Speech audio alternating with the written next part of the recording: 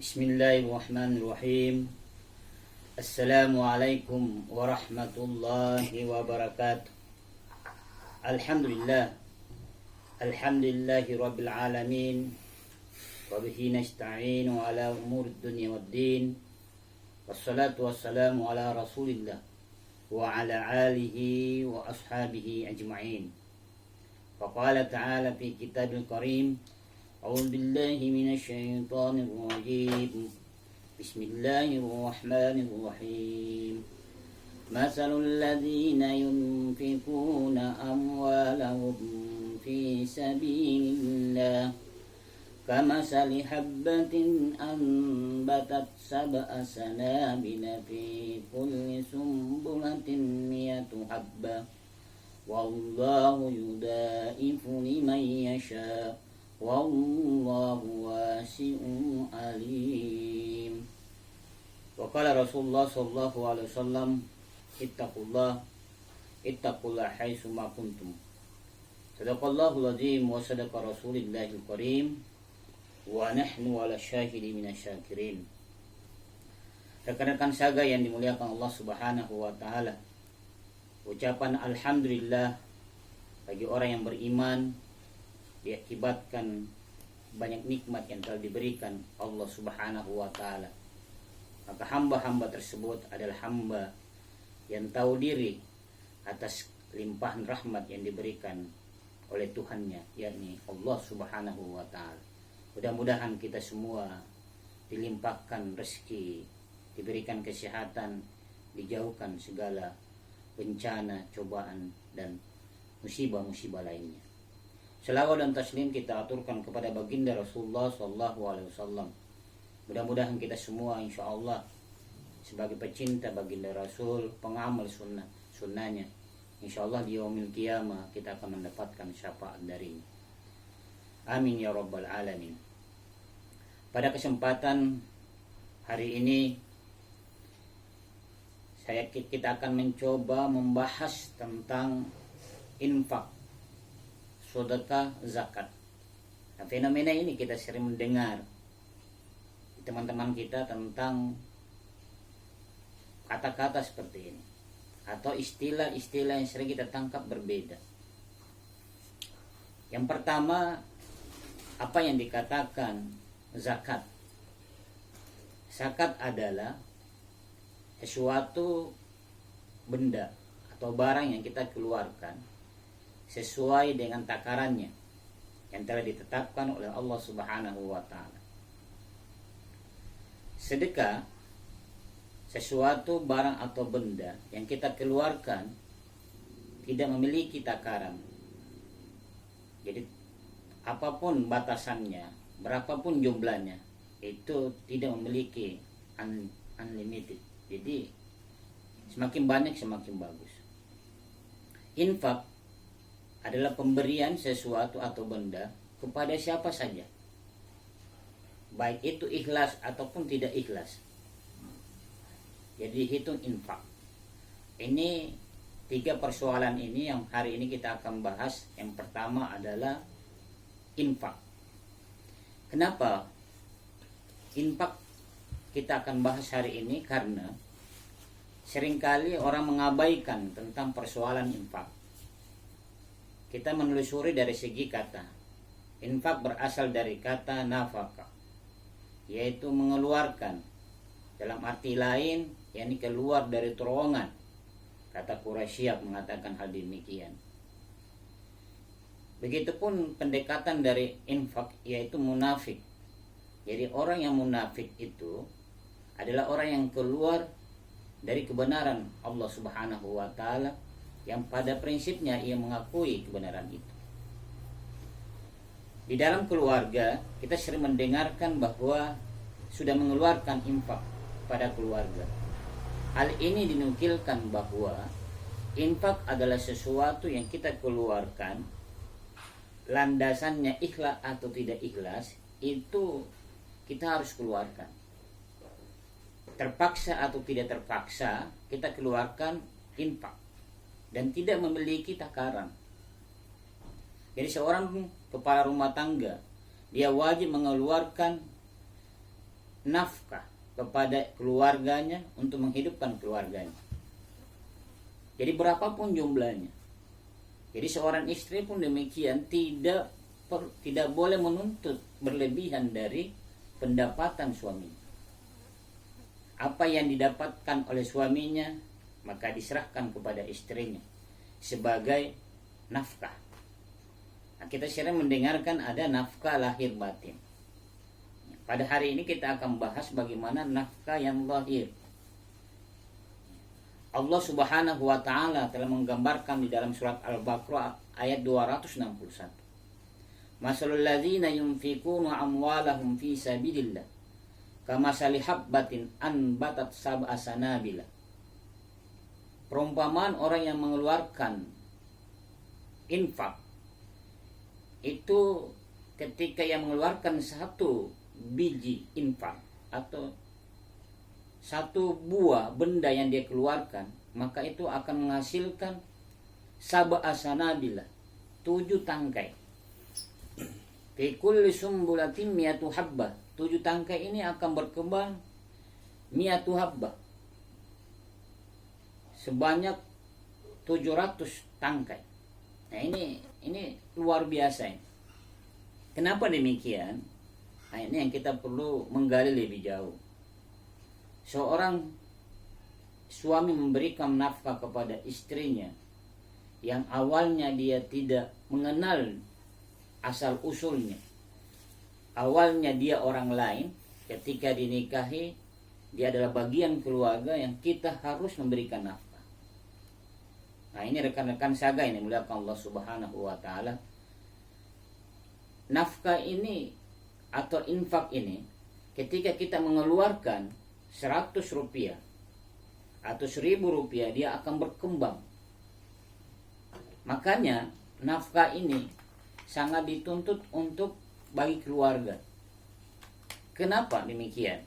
Ya rekan-rekan saga, maka kita dituntut untuk segera berkeluarga atau segera menikah. Karena dengan adanya keluarga, maka setiap hari kita akan memberikan nafkah. Yang jomblo mungkin tidak memberikan sesuatu kepada orang lain. Ketika dia memberikan sesuatu mungkin ibarat seperti sedekah. Tapi kalau sudah berkeluarga itu nafkah, maka harus diberikan kepada keluarga. Ini yang menarik. 1 rupiah kita keluarkan, dia akan berkembang. Inilah menjadi sebuah kebajikan. Maka rekan saga yang dimuliakan Allah Subhanahu wa taala, kemudian Allah mengatakan bahwa wallahu wasi'un alim. Jadi Allah itu memahami semua problem-problem yang kita hadapi. Ilmunya sangat luas. Maka apa yang kita berikan jangan sampai bersumber dari sesuatu yang terlarang atau dikatakan barangnya haram, barangnya syubhat, sesuatu yang belum jelas. Nah, ini menjadi dampak kepada keluarga nanti. Jangan heran ketika kita mendengarkan kasus-kasus minta maaf perselingkuhan, anaknya mengkonsumsi narkoba, anaknya tawuran, anaknya pembangkang, dia tidak mau melaksanakan ibadah kepada Allah. Kita harus mengintrospeksi sebagai kepala rumah tangga. Jangan sampai nafkah yang kita berikan adalah sesuatu nafkah yang bertentangan dengan ketentuan Allah Subhanahu wa taala yang sumbernya tidak jelas. Jadi persoalan ini sangat sensitif sekali dalam kehidupan. Kita lihat sekarang fenomena bagaimana tawuran-tawuran, bagaimana pejabat-pejabat yang korupsi, bagaimana karyawan-karyawan yang tidak disiplin jam masuk kerjanya, kemudian ketika pulang lebih cepat. Ini bisa saja berdampak pada apa yang diperolehnya. Makanya menafkahi diri itu juga sangat penting. Jangan sampai kita tidak menafkahi diri kita. Nah, ini rekan-rekan saga, ini muliakan Allah Subhanahu wa taala, menjadi tolak ukur bagi kita bahwa kita harus senantiasa bekerja sesuai dengan koridor yang telah ditetapkan oleh atasan kita. Kita mencari nafkah pun demikian. Karena akibatnya ini menjadi warisan yang terus menerus ketika kita telah tiada. Akibatnya apa? Anak kita yang makan, istri kita yang makan, atau keluarga yang lain kita berikan ya, rezeki yang kita miliki. Jadi kalau kita pikir, ngapain kita harus mengambil sesuatu yang bukan hak kita? Padahal hak yang masuk dalam mulut kita yang kita butuhkan hanya satu porsi saja. Terus kenapa kita berambisi untuk memperoleh yang 3 porsi, yang 2-nya dengan cara yang tidak halal? Mendingan sedikit tapi mengandung keberkahan. Mendingan sedikit tapi mendapat ridha dari Allah Subhanahu wa taala dibanding banyak tidak mendapatkan restu dari Allah. Ini mengakibatkan kesengsaraan dalam hidup kita, kegelisahan yang kita alami. Ini persoalan yang sepele, tapi banyak yang mengabaikan hal demikian. Kenapa? Karena ini persoalan nafsu, ingin menginginkan yang banyak. Maka dituntut bagi kita bahwa perlu kita mengeluarkan nafkah agar supaya menjadi amal jariah ketika kita telah meninggalkan dunia yang fana ini.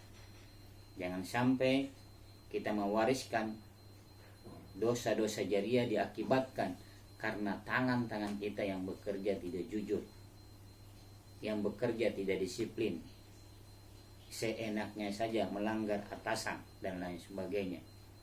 Nah, rekan-rekan saga yang dimuliakan Allah Subhanahu wa taala, ketika kita mampu menerapkan surat Al-Baqarah yang 261 ini, bahwa Allah sudah memberikan perumpamaan. Jadi jangan sampai rekan-rekan sekalian beranggapan bahwa saya mengeluarkan sedekah, saya mengeluarkan zakat, saya mengeluarkan infak untuk membersihkan harta saya, untuk membersihkan jiwa saya. Yang bisa dibersihkan adalah sesuatu yang subhat, yang ketetapan hukumnya masih dipertentangkan para ulama. Tapi kalau sesuatu yang sudah jelas hukumnya bahwa itu haram, maka tidak bisa dibersihkan dengan mengeluarkan infak, sedekah dan zakat. Tidak bisa. Seringkali orang mengatakan demikian, saya mengeluarkan zakat, saya mengeluarkan sedekah untuk membersihkan harta saya. Nah, ini dimaksud oleh Quraisy Shihab bahwa yang harta yang bisa dibersihkan adalah harta yang statusnya syubhat. Tapi kalau yang statusnya haram, maka tidak bisa dibersihkan dengan zakat, tidak bisa dibersihkan dengan sedekah dan infak. Sesuatu yang syubhat ini boleh. Sesuatu yang remang-remang atau yang abu-abu, yang ketetapannya belum jelas, maka ini boleh.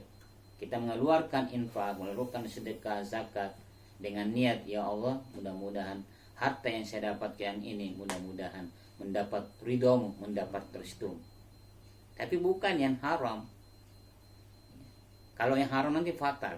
Nah, ini seringkali kita mendengarkan hal demikian ketika ada yang menyampaikan atau ceramah bahwa mengeluarkan zakat itu membersihkan harta. Jadi dalam benak ya, seseorang ketika menangkap penjelasan ini bahwa kalau harta haram bisa dibersihkan, tidak. Harta yang subhat, harta yang haram tetap haram, maka kita mendapatkan balasan ganjaran itu.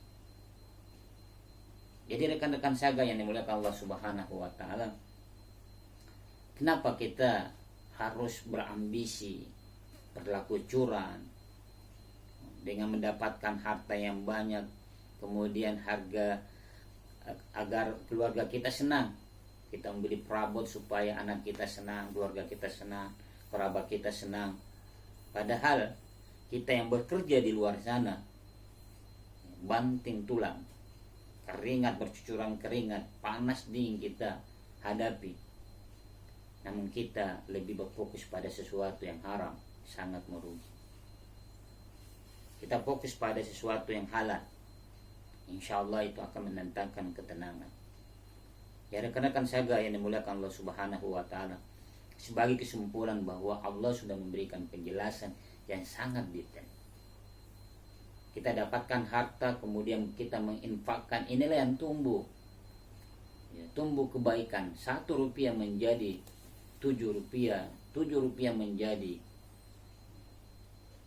700 rupiah. Nah, ini kan sesuatu yang luar biasa, memberikan dorongan kepada kita untuk beramal.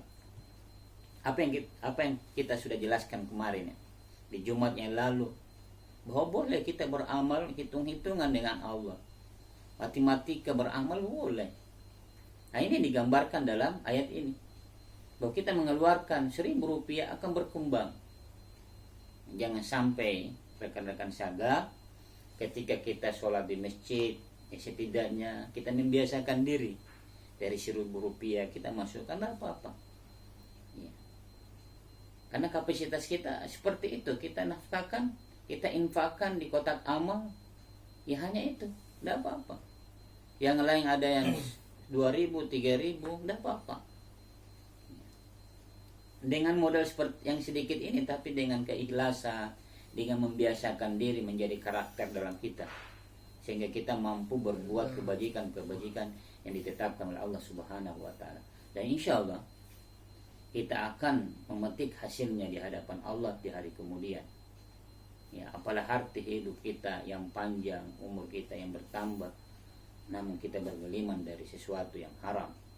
Mudah-mudahan kita memohon kepada Allah Subhanahu wa Ta'ala, kita terhindar dari hal demikian, sehingga apa yang kita kerja, yang kita lakukan di luar sana, menjadi fokus utama adalah mendapatkan sesuatu yang dapat restu dari Allah, yakni yang halal, sehingga keluarga kita, teman kita yang kita berikan itu berdampak dalam dirinya, sehingga sangat mudah dia beramal soleh. Begitupun sebaliknya, sesuatu yang haram yang kita berikan, maka dia cenderung melakukan sesuatu yang bertentangan dalam agama Allah, yakni bertentangan dengan Al-Quran dan Sunnah Rasulullah SAW. Kita memohon kepada Allah Subhanahu wa Ta'ala, di sisa-sisa hidup kita ini, mudah-mudahan dengan ilmu yang kita dapatkan melalui kajian-kajian setiap hari Jumat yang kita dapatkan, kita harus amalkan. Jangan sampai kita mendengar namun tidak kita amalkan. Ini menjadi tanggung jawab kita di hadapan Allah Subhanahu wa Ta'ala. A'udzubillahi minasyaitonirrajim. Bismillahirrahmanirrahim. Alhamdulillahirabbil alamin. Allahumma shalli wa sallim ala sayyidina Muhammad wa ala alihi wa ashabihi ajmain. Rabbana taqabbal du'ana innaka antas samiul alim wa tub 'alaina innaka antat tawwabur rahim. Rabbana atina fid dunya hasanah wa fil akhirati hasanah wa qina adzaban nar. Wa sallallahu ala nabiyyina Muhammadin wa ala alihi wa ashabihi ajmain walhamdulillahi rabbil alamin. Kurang lebih mohon dimaafkan. Akhir kalam, innallahil musta'an wa alaihi tiklan. Assalamualaikum warahmatullahi wabarakatuh.